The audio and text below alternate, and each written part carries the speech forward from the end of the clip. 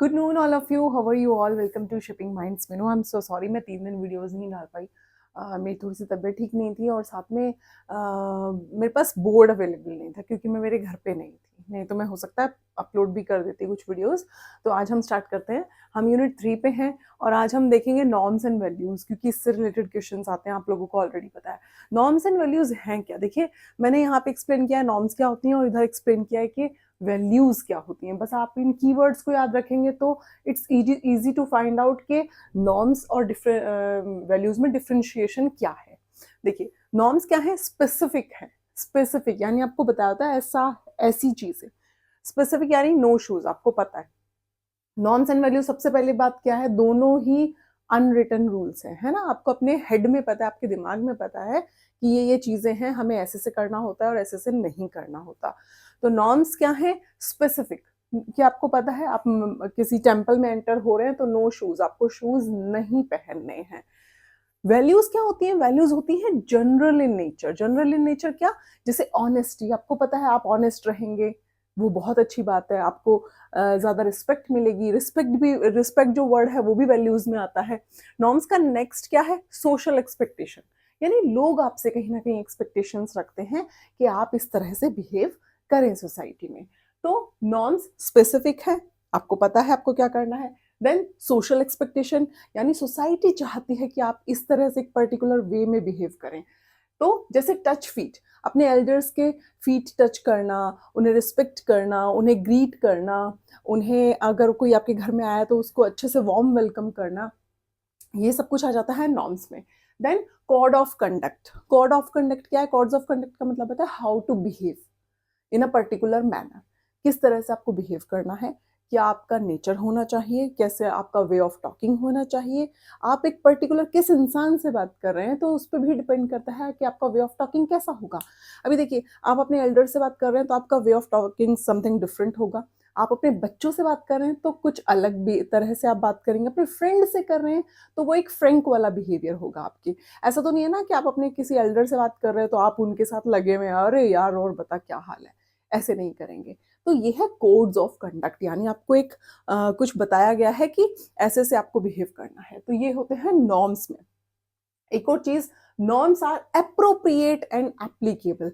Norms क्या है? Appropriate है कि आप इस तरह से बिहेव कीजिए, that is good. And applicable, जो लागू हो सके। वैल्यूज जनरल इन नेचर, यानी हमें पता है हमें ऑनेस्ट रहना चाहिए, that is good. Next is social preference, यानी अगर आप अच्छे से बिहेव करते हैं, आप लोगों के साथ अच्छे से इंटरेक्शन करते हैं, आप अब्यूजिव लैंग्वेज को यूज नहीं करते हैं, आप लोगों को रिस्पेक्ट करते हैं, तो ये आपको क्या है? सोशल प्रेफरेंस मिलेगा। अरे ये इंसान तो बहुत अच्छा है, ये बहुत ऑनेस्ट है, ये इंसान बहुत अच्छा है। तो ये क्या है? वैल्यूज हैं हमारी सोशल प्रेफरेंसेस, कि हमें ऐसे करना चाहिए ताकि जो सोसाइटी है वो आपको रिस्पेक्ट भी दे और आपसे एक तरह का एक्सपेक्टेशंस रखती हैं। नेक्स्ट इज, एक क्वेश्चन है जो कंफ्यूज करता है sometimes. In sociological parlance, values refers to. Sociology में वैल्यूज का मतलब क्या है? सिंपल सा क्वेश्चन है कि वैल्यू का क्या मतलब है। Value means, number A B C D, 4 options हैं। क्या स्टैंडर्ड ऑफ कंडक्ट है? क्या सोशल प्रेफरेंस है?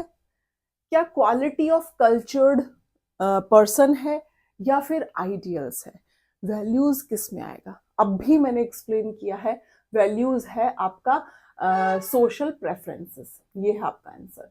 लेकिन स्टैंडर्ड ऑफ कंडक्ट क्या है? अभी मैंने बताया ना, code of conduct, standard of conduct, both are same. तो ये है नॉर्म्स और ये है हमारी वैल्यूज में आएगा ये सोशल प्रेफरेंसेस। तो इसमें कंफ्यूज नहीं होना है। बहुत बच्चे क्या करते हैं, आइडियल पे टिक करके आ जाते हैं, नहीं, सोशल प्रेफरेंस। वैल्यूज क्या है? Social preference. नेक्स्ट हम देखते हैं, values general while norms are specific. मैंने ऑलरेडी ऊपर एक्सप्लेन किया, general in nature, values are general in nature and norms are specific. यानी टेम्पल में एंटर कर रहे हैं तो आपको क्या करना है? आपको अपने शूज रिमूव करने हैं। आपके एल्डर आपके घर में आए हैं तो आपको उनको नमस्ते करेंगे, आप उनको वेलकम करेंगे, अच्छे से बिहेव करेंगे, अपने एल्डर्स के फीट टच करेंगे। तो वो है स्पेसिफिक बिहेवियर। एक जो शेरिफ है, शेरिफ एंड शेरिफ, आपको एग्जाम में मिलेगा ये नाम जरूर, शेरिफ एंड शेरिफ, उनकी बुक थी साइकोलॉजी ऑफ सोशल नॉर्म्स, जो उन्होंने 1936 में लिखी थी, psychology of social norms, written by Sherif and Sherif 1936 में। इसमें उन्होंने किस चीज को, इसमें उन्होंने बोला कॉमन स्टैंडर्ड एंड आइडियल्स, किसको बोला, इन्होंने बोला वैल्यूज को, शेरिफ एंड शेरिफ ने अपनी बुक में, common standard and ideals. Next हम देखते हैं, ये मैंने एक आपको समझाने के लिए बनाया है ये चार्ट जैसा। इसमें क्या है, आप अच्छे से डिफरेंशिएट कर पाएंगे कि वैल्यूज क्या हैं, नॉर्म्स क्या हैं, और नॉर्म्स के सब पार्ट्स क्या क्या हैं। तो देखिए, वैल्यू एक तरह से है ना जनरल आइडिया, यानी बिग, एक पूरा अम्ब्रेला के जैसा है जिसके अंदर चीजें आ रही हैं। फिर आता है हमारा नॉर्म्स सेकंड नंबर पे। नॉर्म्स के 3 सब पार्ट्स हैं, टैबू, मोरिस, फोकवेज। उसको हम आगे एक्सप्लेन करेंगे, उससे पहले हम देखते हैं कि ये वर्ड आए कहाँ से। तो जो डब्ल्यू.जी. सुमनर है, डब्ल्यू.जी. सुमनर ने एक बुक लिखी थी फोकवेज, बहुत बार एग्जाम में पूछी जाती है, याद रखिए। डब्ल्यू.जी. सुमनर की जो बुक है, विलियम ग्राहम सुमनर, उनकी बुक है फोकवेज, उसी में उन्होंने फोकवेज और मोरेज दोनों की बात की थी। अब देखिए, हमने ऊपर देखा ना वैल्यूज क्या हैं, नॉर्म्स क्या हैं, इन दोनों का डिफरेंशिएशन हमने देख लिया, क्या डिफरेंस है दोनों में। नॉर्म्स के 3 सब पार्ट हैं, नॉर्म्स के जो 3 सब पार्ट हैं उनको समझिए। नॉर्म्स के 3 सब पार्ट हैं टैबू, मोरेस, फोकवेज। ये इसका सीक्वेंस है, और ये सीक्वेंस कैसे है, हार्ड से इजी की तरफ। टैबू सबसे ज्यादा स्ट्रिक्ट रूल्स, सबसे ज्यादा टफ हार्ड रूल्स जो आपको फॉलो करने ही पड़ेंगे, यू हैव नो चॉइस, आपके पास कोई चॉइस नहीं है।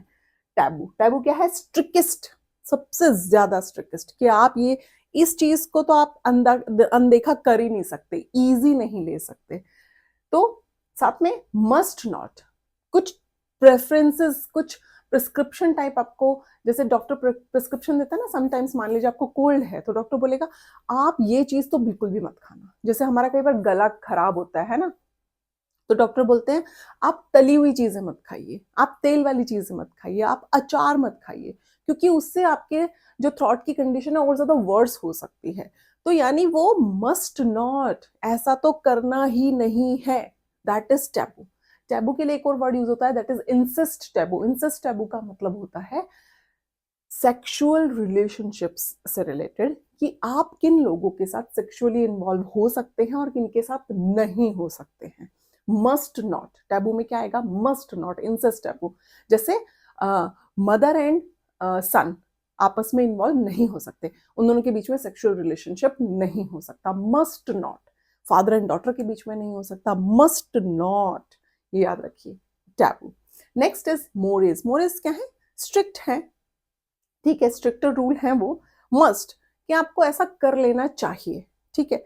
नेक्स्ट इज ग्रुप वेलफेयर, आप ऐसा कर लेंगे तो क्या होगा, ग्रुप का वेलफेयर होगा, सोसाइटी में शांति बनी रहेगी, किसी तरह का कन्फ्लिक्शन क्रिएट नहीं होगा, कोई प्रॉब्लमेटिक सिचुएशन आपके सामने नहीं आएगी।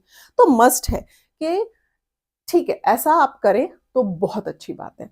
मस्ट में क्या आता है, देखिए एक चीज और है, मान लीजिए आप कहीं जा रहे हैं और आप नेक्ड घूमने लग जाए, तो वो प्रॉब्लमेटिक होगा सबके लिए, आप नेक्ड नहीं घूम सकते, तो मस्ट क्या आप नहीं घूम सकते, ठीक है।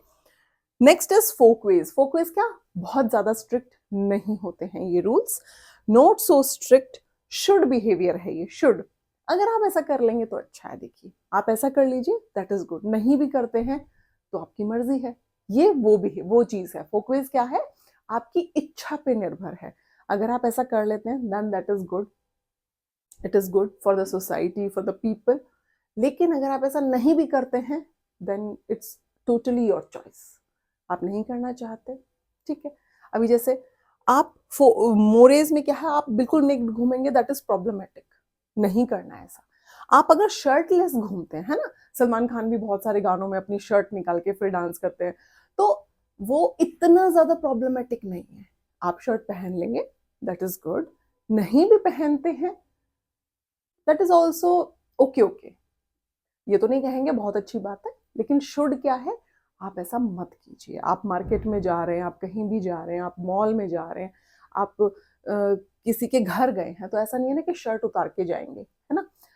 तो वो नहीं करना है, शुड।